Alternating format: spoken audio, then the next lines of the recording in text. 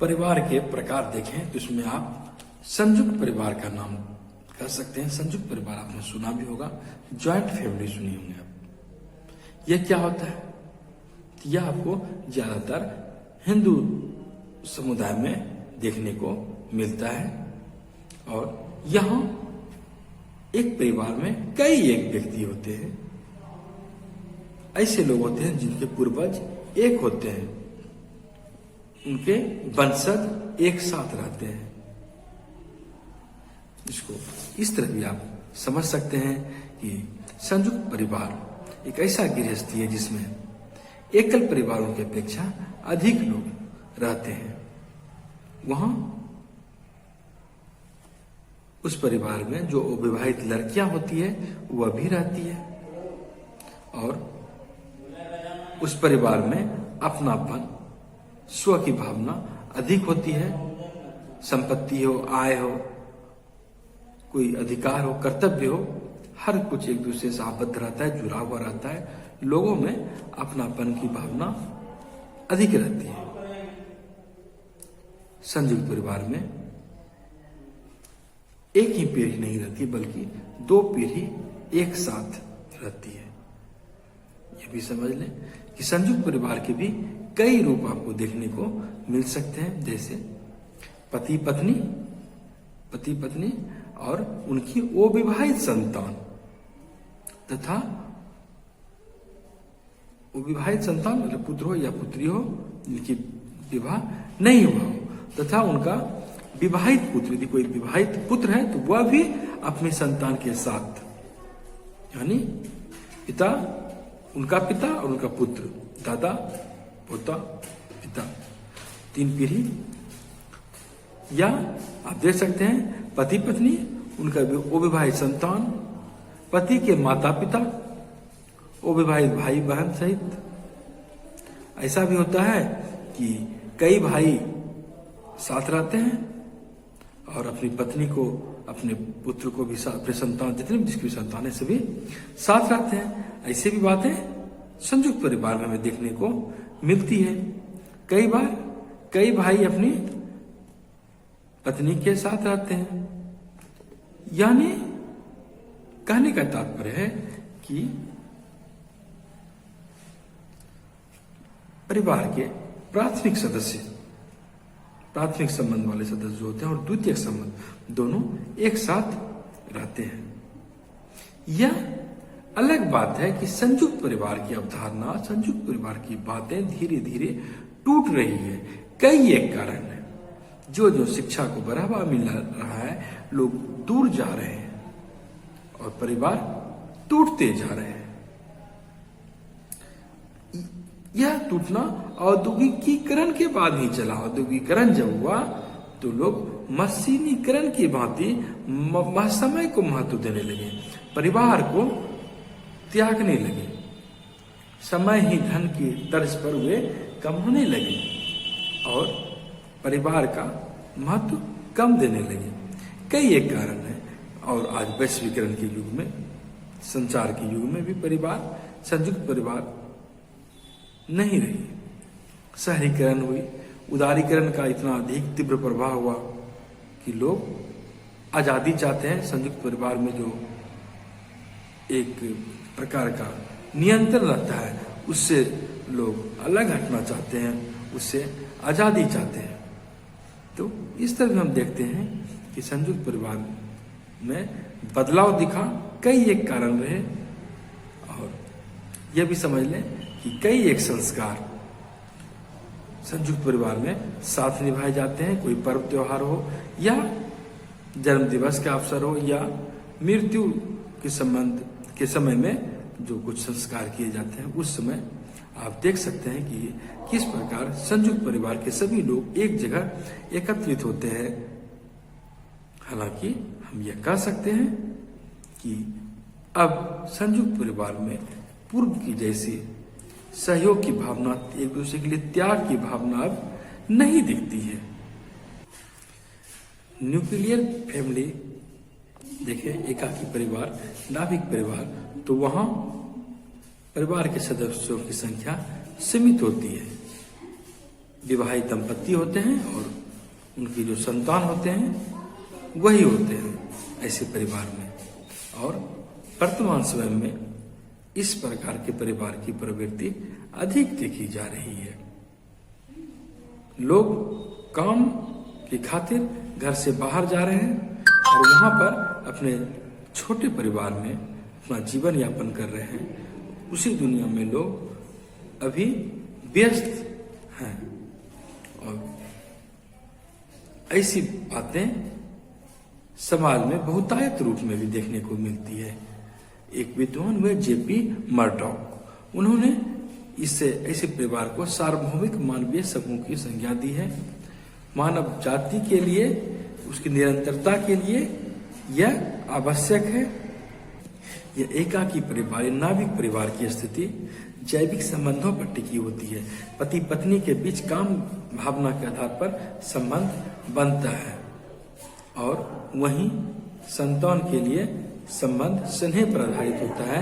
वो हमारा संतान है, उससे स्नेह रखना ही पड़ेगा। परिवार का एक ऐसा स्वरूप जिसमें नवविवाहित दंपत्ति न तो पति के साथ रहे, न तो पति के परिवार के साथ रहे, न तो पति के परिवार के साथ रहे और न ही पत्नी के परिवार के साथ रहे, बल्कि पति पत्नी अपना एक नया घर बनाकर रहे, तो इसे नव स्थानीय परिवार कहते हैं। Family new local, family new local, नव स्थानीय परिवार। और इस प्रकार की प्रवृत्ति आपको वर्तमान समय में पश्चिमी समाज में ज्यादा देखने को मिलती है। वहां यह प्रचलन में है। एक होता है मातृ स्थानीय परिवार, मैट्री लोकल फैमिली। वहां पर क्या होता है, कोई नवविवाहित दंपत्ति जो होती है पति पत्नी, वह अपनी पति अपनी पत्नी के साथ माता पिता, वधू की पति अपनी पत्नी के माता पिता और या उनका जो स्वजन होता है उनके साथ रहते हैं। और ऐसे परिवार को ही मातृ स्थानीय परिवार कहा जाता है। मातृ सत्तात्मक स्थिति वहां स्वाभाविक रूप से होती है। मातृ सत्तात्मक और मातृ स्थानीय परिवार भारत में कुछ जनजाति क्षेत्रों में देखने को मिलती है। विशेष करके ये चीज आपको खासी जनजाति, गारो जनजाति, नायर जनजाति ऐसे समाजों में आपको मिलती है। और इस समाज में बच्चे अपने परिवार का नाम माता से ग्रहण करते हैं, न कि पिता से। एक होता है पितृ सत्तात्मक परिवार, पैट्रियार्कल फैमिली। यह क्या होता है, परिवार का ऐसा स्वरूप होता है वहां जहां पारिवारिक की शक्ति, अधिकार, नियंत्रण का केंद्र पुरुष के हाथों होता है। जो पुरुष मुखिया होता है उनके पास होता है और यह पितृसत्तात्मक परिवार कहलाता है। और इस परिवार का जो उदय होता है इसका कारण यह है कि संपत्ति के विकास हो, उसमें पुरुष का ही वर्चस्व रहे, पुरुष के ही द्वारा वह काम हो। और सामान्यतः अधिकांश परिवारों में, अधिकांश आधुनिक समाजों में यही चीज आपको देखने को मिलती है। जहां मातृसत्तात्मक व्यवस्था होती है वहां भी धीरे धीरे पितृसत्तात्मक समाज का स्वरूप आपको देखने को मिलता है। और यह अलग बात है कि कानून के अनुसार वर्तमान में पिता और माता दोनों की स्थिति समान रूप। मातुल स्थानीय परिवार, एवेंक्यूलोकल फैमिली। हम लोग देखते हैं कि अपने परिवार में मामा का भी स्थान प्रमुख है।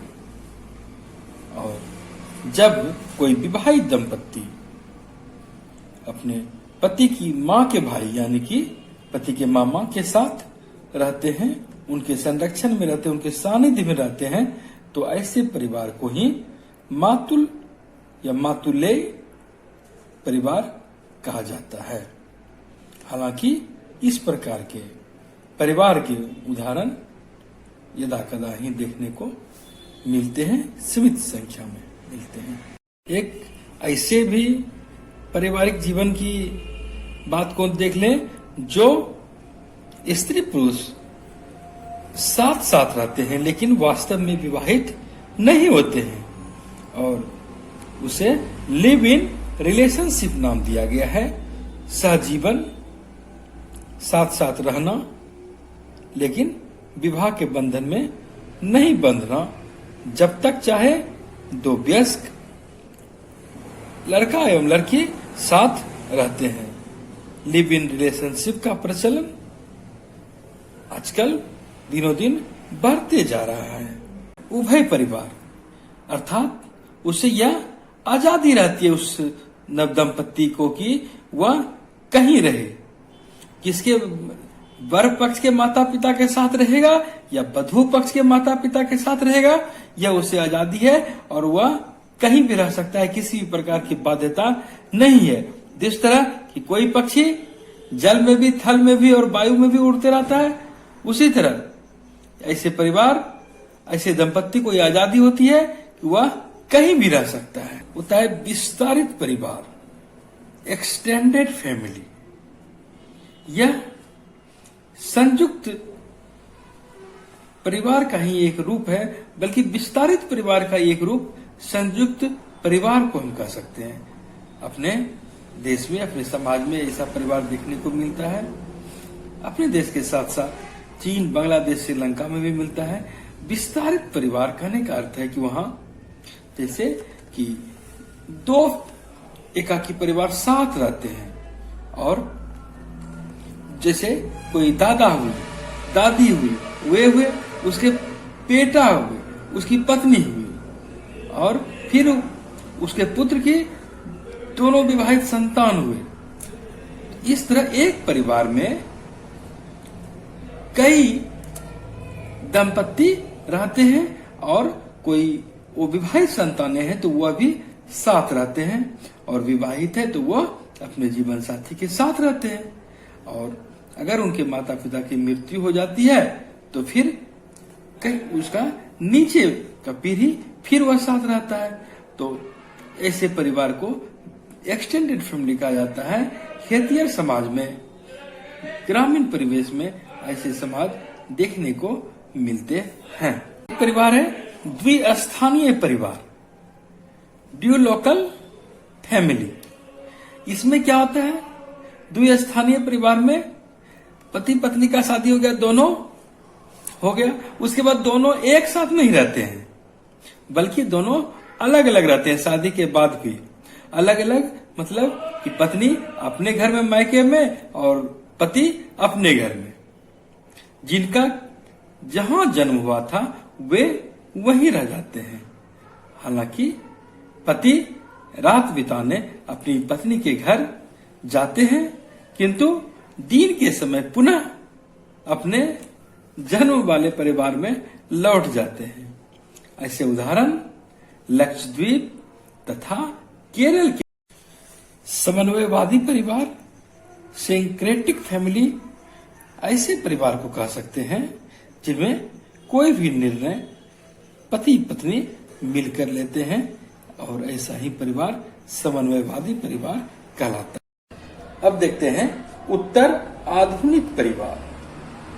आजकल यह पश्चिमी समाज में ज्यादा प्रचलन में उभरती जा रही है। उत्तर आधुनिक परिवार में ऐसा देखा जा रहा है कि जो बच्चे होते हैं वे माता पिता की उपेक्षा करने लगते हैं, और उनकी बनिस्बत अपनी संगी साथी का प्रभाव उन पर ज्यादा बढ़ता जा रहा है। ऐसे पश्चिमी समाज की बातें अन्य जगह भी देखने को मिलती जा रही है। लोग ज्यादा उन्मुक्त होकर जीना चाहते हैं। ऐसे समाज में वैवाहिक दृष्टि से अस्थिरता भी देखी जा रही है। जब तक मन हुआ तब तक साथ रहे, अन्यथा अलग हो जाते हैं। और स्त्री भी घर के चार दीवारी में कैद नहीं रहती है, वह भी खुलकर जीना चाहती है और जीती है। इसका उदाहरण सबसे पहले सोर्टर ने प्रस्तुत किया है 1975 ईस्वी में ही। उन्होंने इसे उत्तर आधुनिक परिवार का नाम दिया था और इस तरह की व्यक्तिगत आजादी की सर्वोत्कृष्ट पराकाष्ठा लोग पाना चाहते हैं। परिवार की अवधारणा वे नए रूप में कर रहे हैं।